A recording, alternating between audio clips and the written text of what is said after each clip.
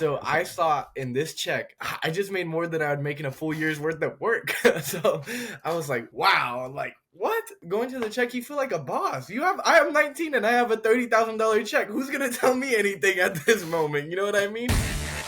The founder of DealMachine, and then Ryan is our top most successful customer ever. He started in 2019 with a 30-day challenge, and he did 400 plus deals now since then, wholesaling. And so we wanted to have you on just to talk about how things are going so far with your real estate journey. All right, I love your guys' podcast, by the way, man. I've been I was following with it. When I was working a regular 9 to 5, it was like that juice in the morning. It was that fuel every time I'd click on, and then I'd have the DealMachine podcast going. I was like, I can't wait to get out of here. Dude, that's amazing to hear. So what happened? You're not working your 9 to 5 anymore? No, I'm sorry. I should have filled out the survey. I just saw it as soon as I was trying to join the Google Meet. But no, I've done 5 wholesale deals so far. I started about 8 months ago. I'm in the Central Valley, California market.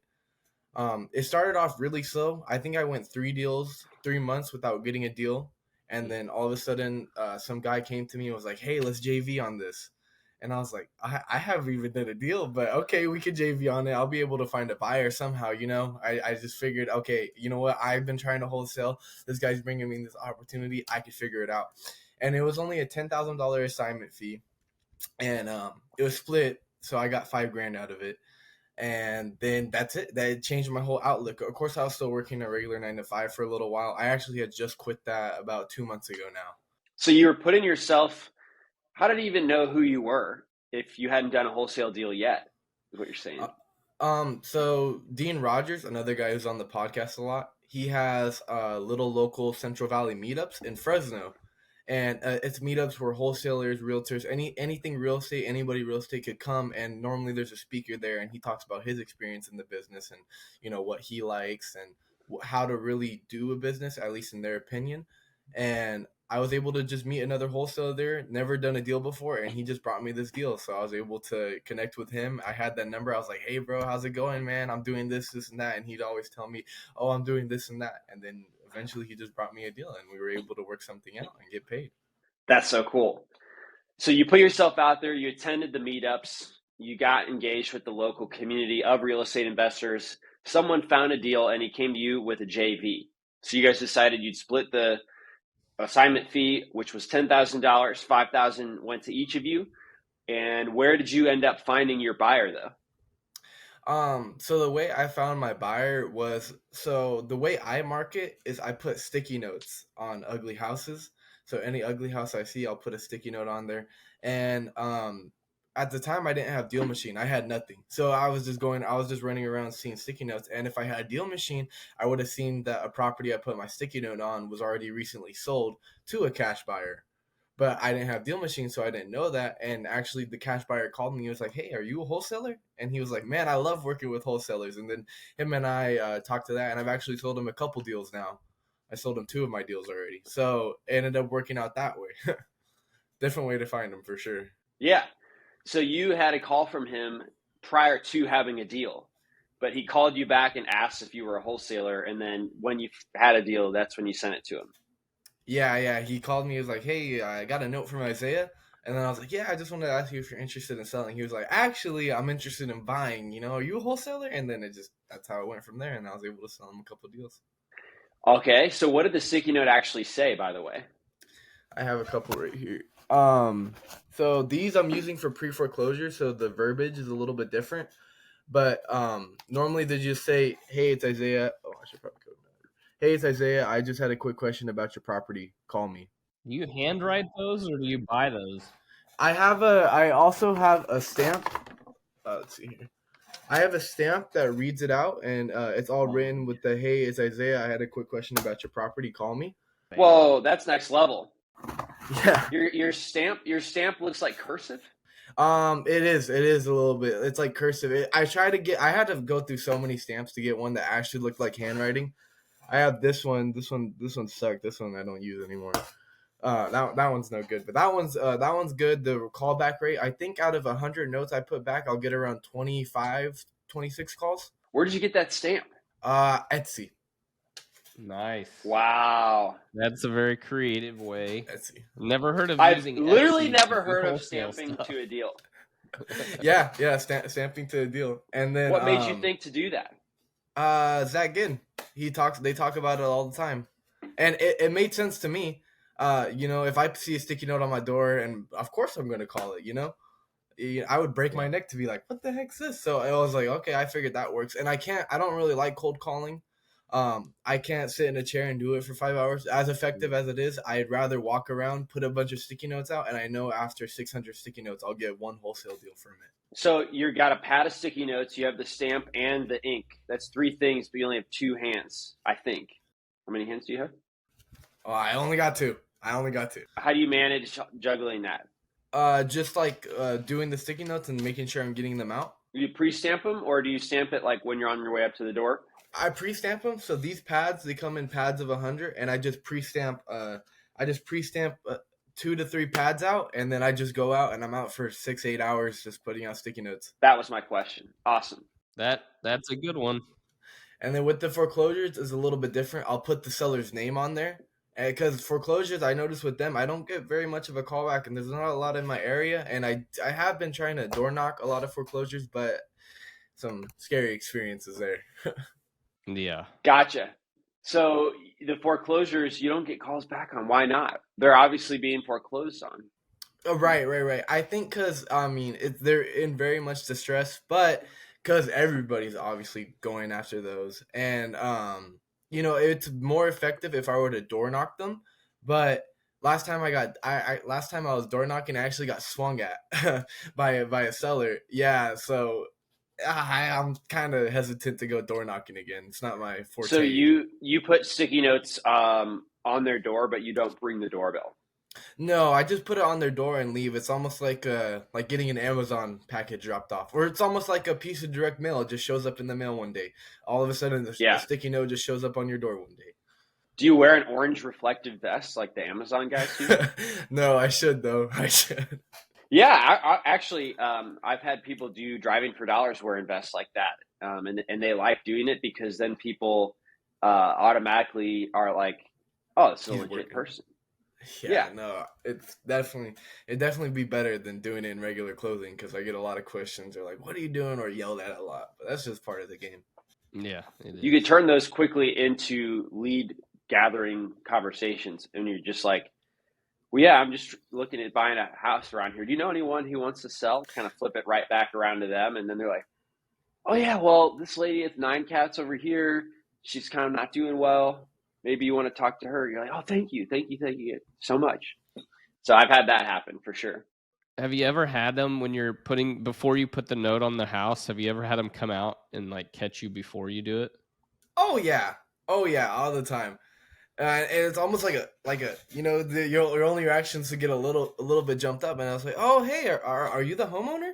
Oh, yeah, I am. Oh, yeah. My partner, he's just having me go around, put sticky notes on the door. I just wanted to ask you if you're interested in selling. And then they're like, no, get out of my face, or, whatever happens from there. But there was one time, actually, a deal that I'm working on that should get closed next month, is that a seller was like, yeah, I do want to sell. And then I did the walkthrough there. We agreed on a price and got it locked up right then and there. How many deals have you done now, by the way? I've done 5 now. The $30,000 assignment was my 5th deal. Man, that's crazy. And the JV one was your first deal, right? Yeah, and then there was 3 in between. So you've done 5 deals. At what point did you decide to quit your 9-to-5 job? And what were you doing in your 9-to-5 job? Man, my 9-to-5 job, I was just doing regular factory parts. I was just working. I was making little diodes that go up into satellites, like little electric parts. It's very, very boring. Nothing bad against the people there. I like the people there. The work was it was so mind numbing. You know what I mean? It's just like you're doing it. I'm like, why? Is it like assembly line? Like, it's not an assembly line necessarily. It's like a factory, but you're almost like a warehouse, I guess. Because you're set and you're doing like I was a tester, so I would test parts through like various electrical testing processes. Like it was pretty neat. You learn some cool stuff, but at the end of the day, you're getting paid $17 an hour, so you don't Yeah. really care what you learned about. Right. Yeah. You valuing yourself at $17 an hour, No. it doesn't feel great. And now you're seeing the fruits of wholesaling, and you probably put a much higher value on yourself per hour than $17 an hour. Yeah, definitely. I'm 19 and I wouldn't be able to make money anywhere else like this. You know what I mean? Have any of your other friends, like, have you talked to any of your friends about like what you're doing, or have they noticed like, oh wow, you don't work 9 to 5 anywhere? Like, what are you doing? Have they asked? Yeah, they have for sure. They've seen the benefits. They've seen what I've well, you reap what you sow, right? So they've seen Yeah, that come to fruition. Um they do ask me, and I tell them, I tell everybody, because I learned for free. I learned wholesaling for free. I didn't pay any course, coach, or same. anything like that. I learned for free. Yeah, me Um too. So I try and tell them. I send them the exact link to the free course I got. I try and tell them like, hey, here's how you do this. If you have any questions, I mean, I can't teach you. I only know how to do it for myself. I'm not a teacher in this in real estate, but I can show you how to do it. I have no problem doing that. And people just don't have the drive for it. So I have no problem telling anybody who asks. I have no problem telling anybody who asks, because no one's willing to get told no 4,000 times to make a $30,000 check. So. Yeah, I experienced that when I started doing it.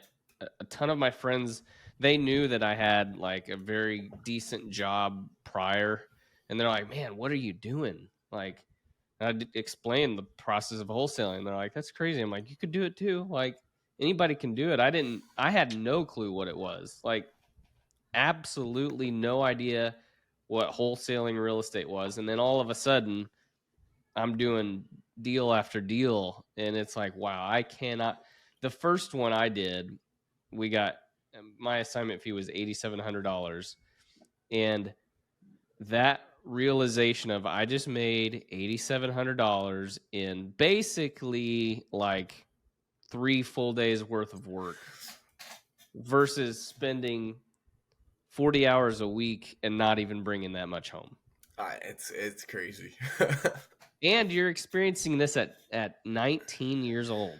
Yeah, 19. And the crazy thing about the $30,000 check, the assignment, for some reason the bigger spreads are the easiest ones. That is the easiest deal I've ever done. That deal is so crazy to me, how easy it happened. It was. I called the seller on Tuesday. I got it locked up and sold the next morning. What did that feel like when you got that $30,000 check? What did you do? What were you thinking when you're looking at it? And then what did you do when you took it to the bank? Uh well, thinking when I was looking at it, I was just like, oh, that is the amount of money I would have made at my 9 to 5 factory job is exactly $28,000. So I saw in this check that than I just made more than I would make in a full year's worth of work. So I Jeez. was like, wow, I'm like, what?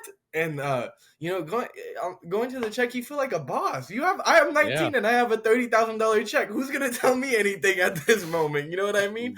Yeah. It's such a good feeling, and it's not all about the money. It's being able to buy stuff. I own my car in full. I'm lucky. It's Nice. just it's a blessing. It's great. It's just a gratitude that you carry on, and you're able to expel it into other aspects of your life, and money can't buy happiness 100%, but it damn No. sure helps.